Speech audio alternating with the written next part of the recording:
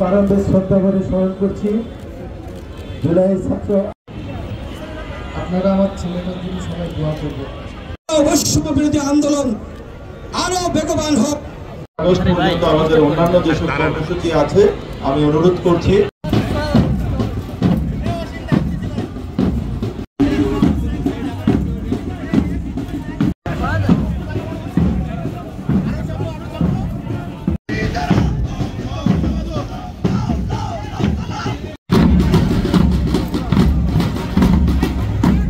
তুলতে হবে। আমরা চাই বৈষম্যহীন একটি বাংলাদেশ।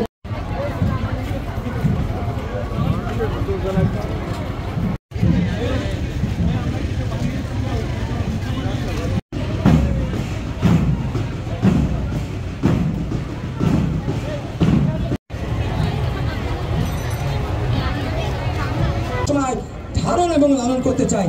এ পর্বের শুরুতেই